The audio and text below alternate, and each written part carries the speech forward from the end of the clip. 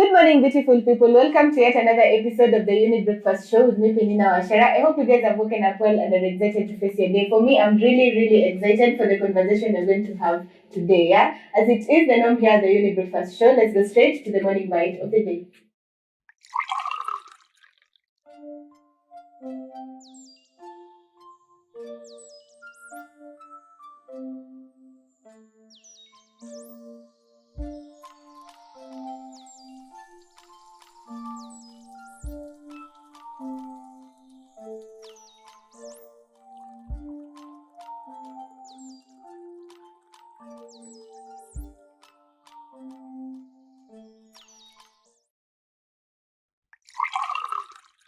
Have you ever felt like you just couldn't get it?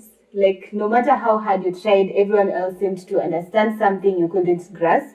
Whether it was math, reading, or even learning how to ride a bicycle, we've all faced challenges that made us feel different. Today, we're diving deep into the world of learning disorders, those hidden hurdles that millions of people face every day, from dyslexia to different types of learning disorders. We'll explore the struggles, the breakthroughs, and the unique stories of resilience that often go unheard. So get comfortable and let's have an honest conversation, because sometimes it is in our greatest challenges that we discover our true strength. And remember, learning differently doesn't mean learning less. Remember, this show is proudly brought to you by Miss Ashen and Younib organization, and we're trying to reach out to the community to teach you on matters mental health. So if you know of anybody who would really need mental assistance, you can always ask them to call the number 0700-352-250, and our very own psychologist will be able to help them out. Remember, you can also interact with us through our social media platforms,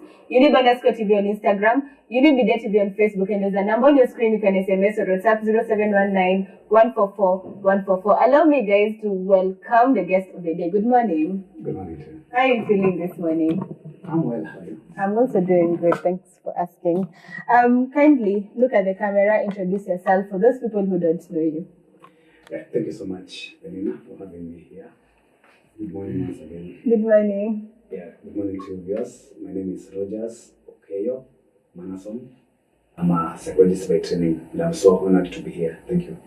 You're welcome. And today I said we are talking about, or we are having a conversation on learning disorders. So to start us off, what is learning disorders and how do they differ from general learning challenges? Okay.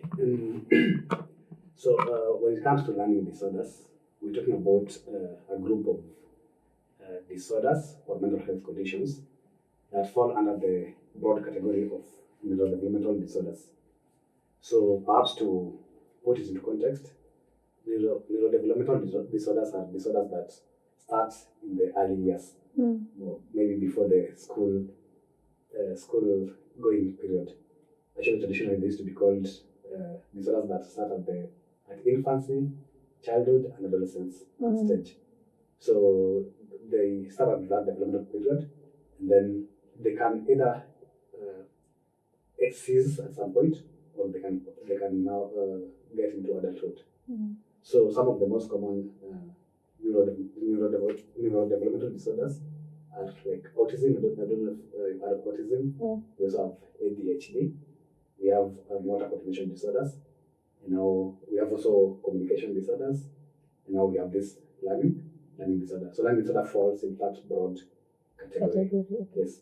So coming specifically to learning disorders, when someone has this kind of disorder, then in this context, I'm talking about children, because we've said that they mostly start at childhood. So when a child has this kind of disorder, then they have a problem acquiring information.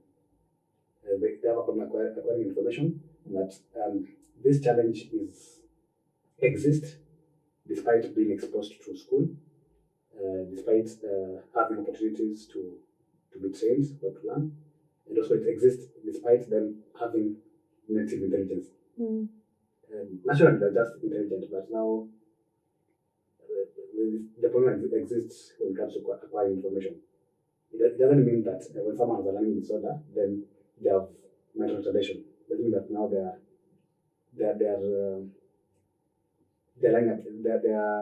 intelligence level is low. No, the intelligence levels are just okay, but due to this disorder, they have a problem acquiring information. And it's mainly manifests in three ways. Either they have a problem with reading, they have a problem with writing, or they have a problem with reading mathematics. Yeah, so when talking about learning disorder, those three things come into play. Reading, writing, and doing mathematics. Yes. Okay, interesting. Yeah, so as we are diving into learning disorders, as I stated or I mentioned one of the types of learning disorder, which is dyslexia, yeah? Dyslexia, yes. So kindly take us through the different types of learning disorders. Okay, thank you. So the three types of learning disorders, they come from the three things that I've described. Okay. Yeah, a problem with reading, a problem with writing, and a problem with mathematics. So whatever you're describing, dyslexia is actually the learning disorder that is related with reading. So when a child has a problem with reading, then that's the first type, or rather dyslexia, as you've mentioned. Yeah. So a child with this condition, they cannot read well, so they have a problem with perhaps pronouncing certain words or syllables, and they might also have a problem with spelling. If they were to spell, perhaps there's some letters that are a bit similar. Let's say P and P. So instead of spelling B, they say P. Instead of saying perhaps B or D, sorry, not B and T, B and D. So instead of saying B, they say D. Instead of saying P, they say Q. Instead of spelling E, they spell I. You see, the pronunciation sometimes surely confuses. Yeah. So those are some of the signs that you might see for someone who has this kind of disorder, the dyslexia. So when we go to this calculia, which is the learning impairment that's related with mathematics. Now, these children usually have problem with numbers. They're not able to count correctly. So if you tell them to count from 1 to 10 or 1 to 20, they might skip. So they might go like 1, 2, 7, 10, and then maybe come back to 6. So they cannot follow that chronology. You understand? Yeah. Also, some basic arithmetic, like despite their age, let's say they have reached that age where they're supposed to memorize some basic arithmetic concepts. For example, there's an age that a child reaches where when you tell them 1 plus 1, they're not supposed to count. Yeah. It's automatic, they're supposed to answer 2. Or 2 plus 3, like they have memorized that. Yeah. But now a child with this kind of condition, if you tell them, like, for example, 2 plus 3, they'll use their fingers to count. Because it's 1, 2, then they count the 3, and then sum up, and then they might either get it correctly or wrong. You see? So they really struggle with math concepts. So the third one comes from writing, which we say that's is a learning disorder that leads to impairment with writing. In other words, it's called dysgraphia. And with this one, a child has a problem with writing. So this will manifest either in their handwriting, it might be very poor. Also to mention that poor writing is not necessarily a sign of dysgraphia. But in some contexts, you might find that children with this condition they struggle with handwriting. They also have a problem with punctuations. If they're writing a sentence, they are not able to punctuate it correctly. Or even some also to spell when they're writing it. Yeah, so those are the three types of learning disorder. And clinically it's called specified learning disorder. Specified learning disorder. Okay, thank you so much. At least I know now, because you've been able to explain to us very easily, I know now we have understood the different types of learning disorder. Yeah. Before we take this short break, I'd like to ask the question of the day. Have you ever faced a challenge in learning something that made you feel different from others, and how did you overcome it? Please let us know through our social media platform, Younib_TV on Instagram, Younib Media TV on Facebook, and there's a number on your screen. You can SMS or WhatsApp 0719 144 144. Let's take this short break and we'll be back with more.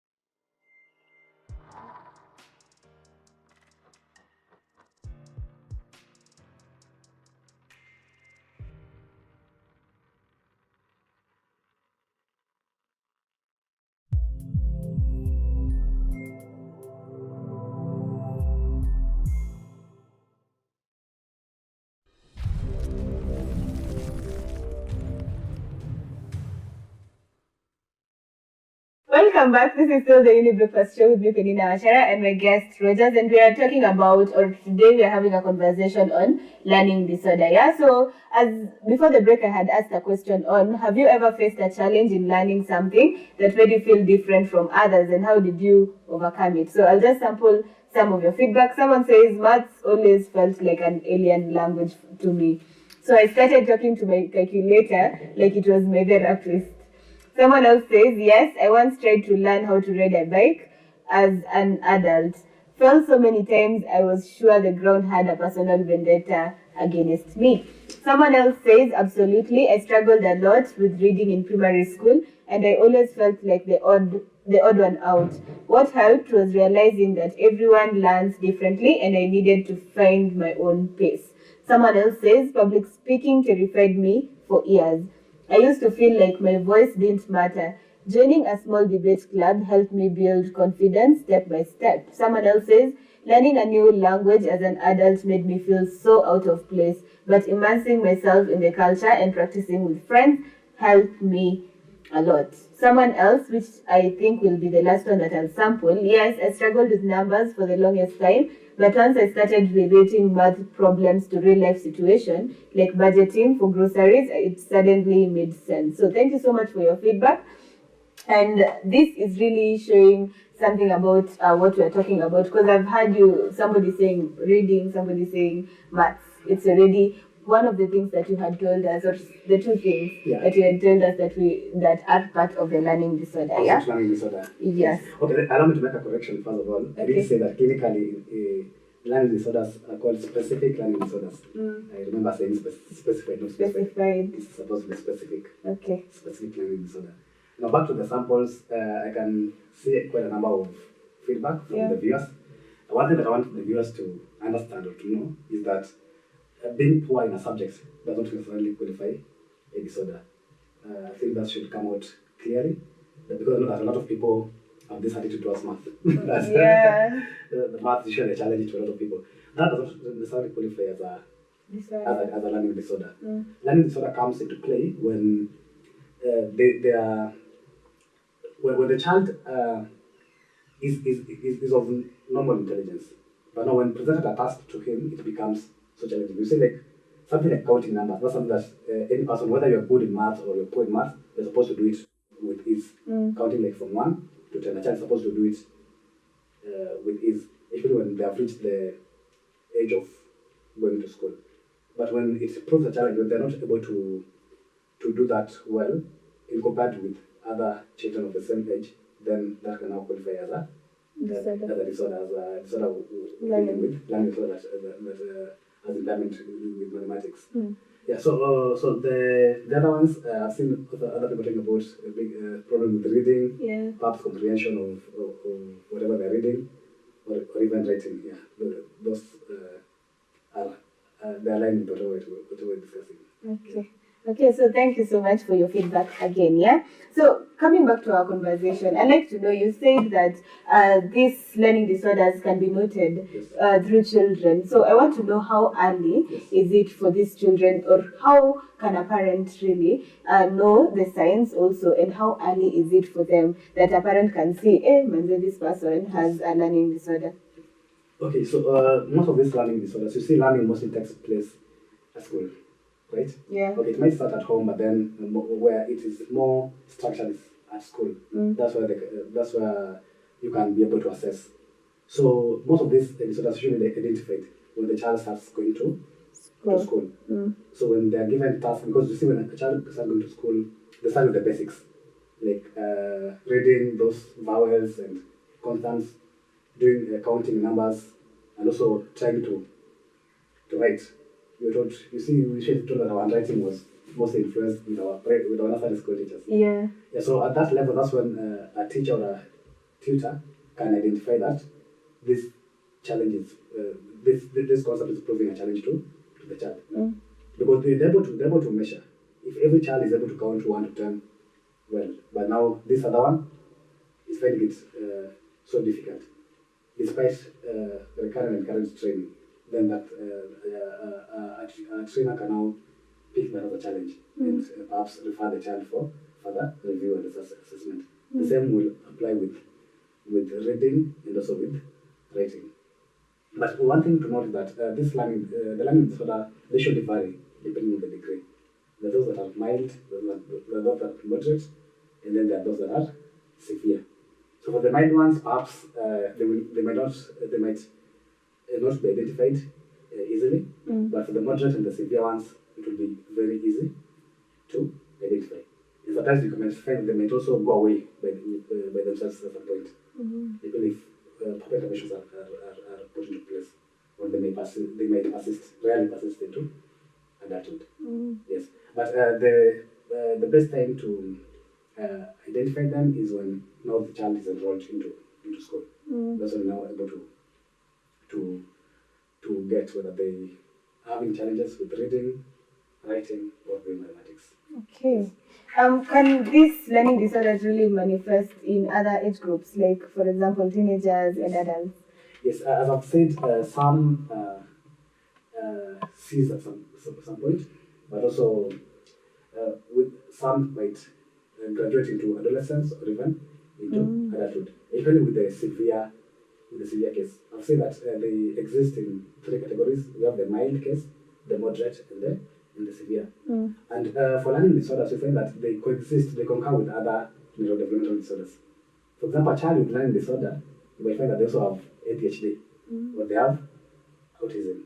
And those are conditions that can persist even in adolescence and in adulthood. Yeah. You rarely find that a learning disorder occur by itself. They concur with other neurodevelopmental disorder.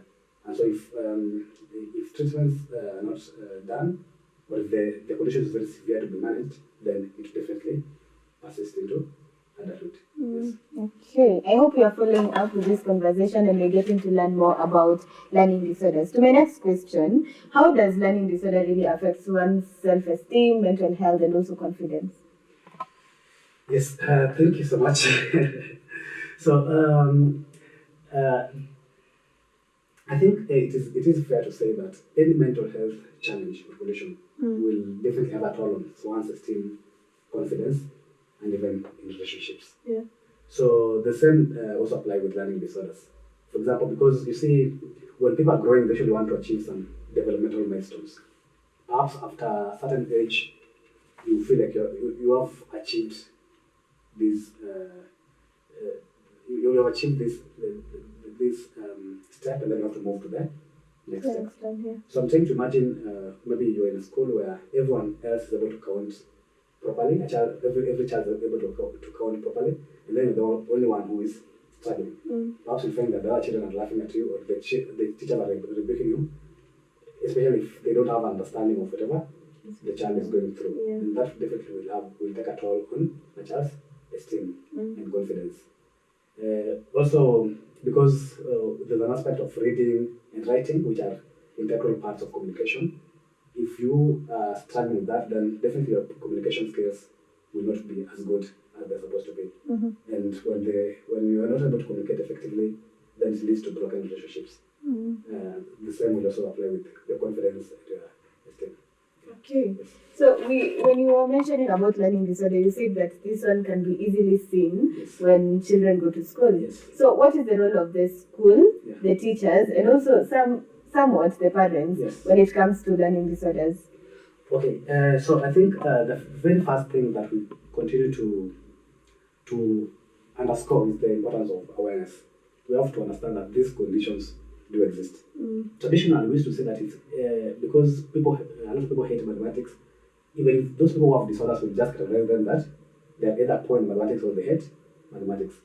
Whereas, in essence, perhaps this child has a disorder that requires specialized attention. So that awareness of knowing, of being aware of these conditions will definitely help the teachers and the parents to be able to assist their children who have this kind of issues. Then also for the teachers, I think whenever they're doing the assessment, they're able to vary and to see. Let's say in the case of mathematics, perhaps you've given a child an assignment and then they have done it, and then they've revised. You've told them to revise because they've gotten it wrongly.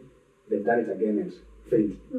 And even after assisting them, even after showing them how to do it, they still get it wrongly. Yeah. Perhaps instead of judging them, instead of rebuking them, perhaps you should go an extra step and perhaps explore if this child might be having a learning disorder.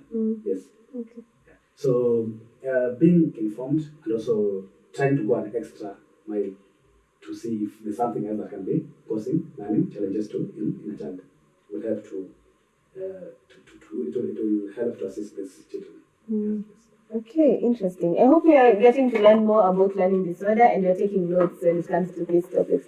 And this, I hope, also is a guide to our teachers and also some of the parents out there. If you see your children are having these difficulties, it's important for you to actually seek more professional help, because sometimes, according to our system, we see that not a lot of schools can be able to offer this for the children. So as much as the teacher may have maybe rebuked the child, at least sometimes as the parent it is important for you to follow up so that you can know if your child has a learning disorder. Yeah, as you think about that, I want us to take a short break and we'll be back with more.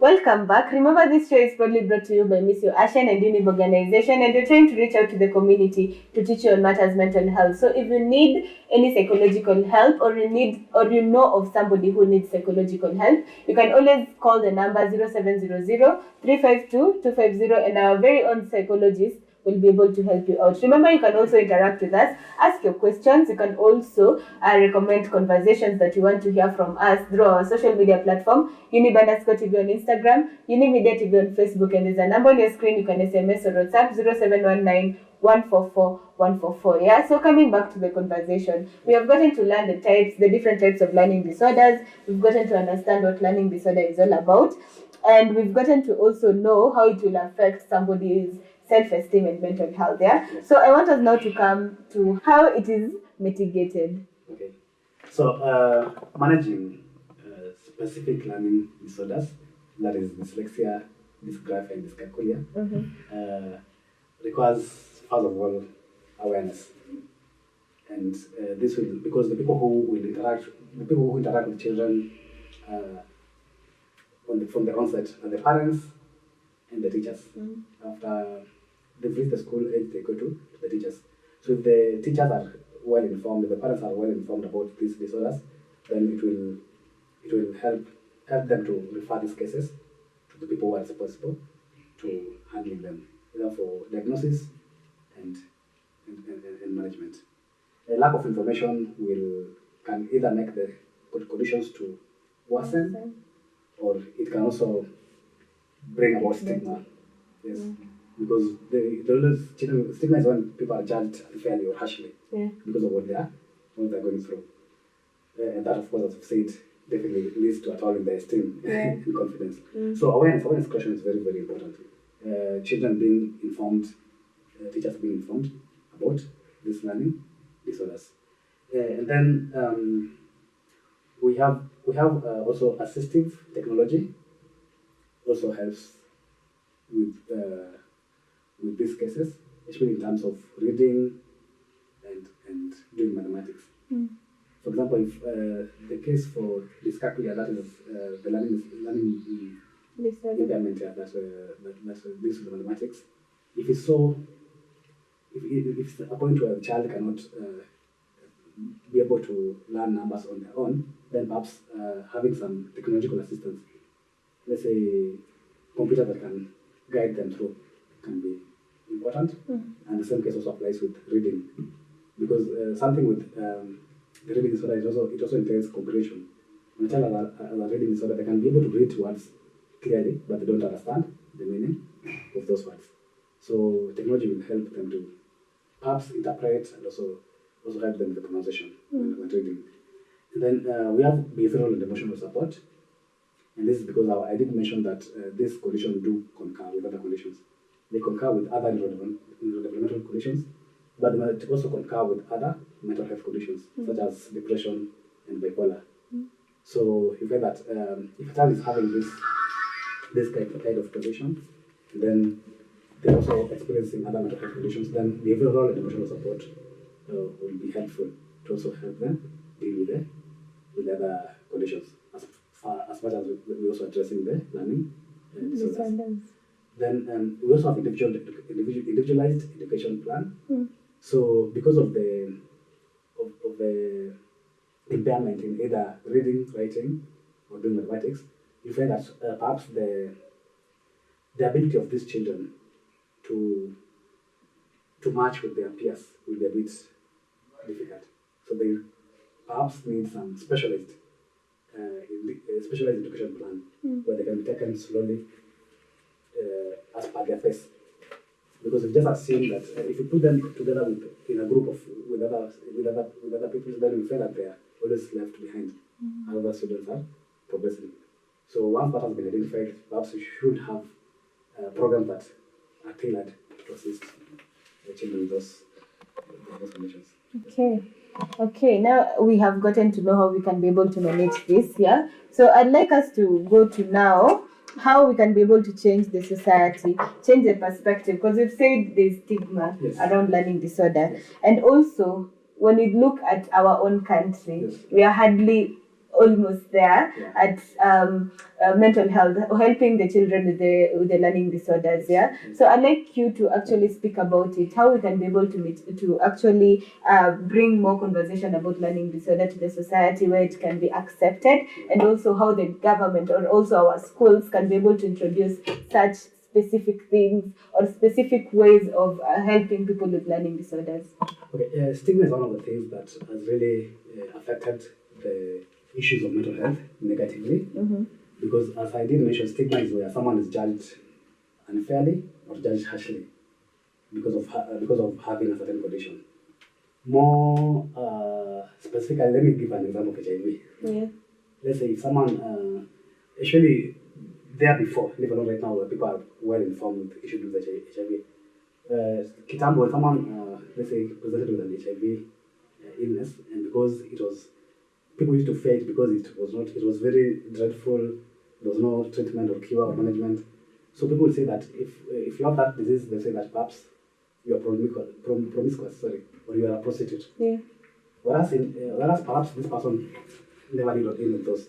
Perhaps he was a very faithful partner, and it's the partner who brought it to them. Yeah. But you see, because of the judgment, it will make even this person to fear going for treatment because they really know what society will say about them. And the same also applies to all other mental health disorders, including the learning disorder. Yeah, because in the context of learning disorder, like how stigma applies, where I come from, there was this concept of where a child is not intellectually gifted, the father will say that she's stupid as the mother. You understand? Yeah. And then when perhaps the child is bright, then they're associated to the father. They're associated with the father. Yeah. So such kind of talk and conceptions, we definitely make it definitely breaks the whole discussion about mental health, about appreciating this as a disease, and then it reinforces people not going for help and also making the conditions to worsen. So specifically when it comes to learning disorder, how to break stigma is now appreciating that when a child is not intellectually gifted, they're not as stupid as. Perhaps they might be having an issue. A learning disorder. Actually, it's saying that nowadays, especially with the competency-based curriculum, that it's trying to assess all areas of intelligence, not only the academic part, as it used to be before. Nowadays, a child might be weak in academics, but they are gifted in either music or art or in sports. You understand? So by really appreciating that we have these mental health conditions, including learning disorder, then we're able to help our children whenever they are struggling with the same, instead of judging them harshly, or instead of terming them dumb, stupid, or giving them those funny names. Yes. So again, coming to whatever you asked about, what can be done to, like the government to actually improve on this, because as we are aware, I know that there are some schools, even here in Nairobi, where they've really tried to have some section for children who have neurodevelopmental disorders. Like you find a school that have a section for children who perhaps are autistic or have ADHD or have this other learning disorders. So I think more of that needs to be done so that such children, because their learning pace might not be the same with other children, that they are able to be taken care of. But also reinforcing on their other abilities. If perhaps they're not so good in academics, what about their talents or even their skill sets? By promoting that will also help such children. Thank you so much for coming and helping us learn more about learning disorders. I hope we've gotten a lot to do and we've gotten to learn more about learning disorders. I know we understand the type of learning disorders which you gracefully actually taught us like children. And we can all remember it is about writing, reading and math. So thank you so much for your time, for actually coming and helping us learn about learning disorders. We don't take it for granted. Thank you. Okay. And to everyone who has made this show a success, thank you so much, Elias Moshina, for being our director and also camera person. Asante sana for the work you're doing. And to you, our viewers, thank you for always tuning into Younib Breakfast Show every morning. That is Tuesday and Wednesday morning, to ensure that you get your daily dose of the Younib Breakfast Show. Thank you so much for your feedback. Thank you so much for the love you're showing us. And we always appreciate you sharing the conversations and being able, because this also helps us to reach as many people as possible. So it's important for you to share as much as possible so that you can be able to reach many more who will get help through this conversation. So until next time, do have yourselves a beautiful day ahead. Goodbye.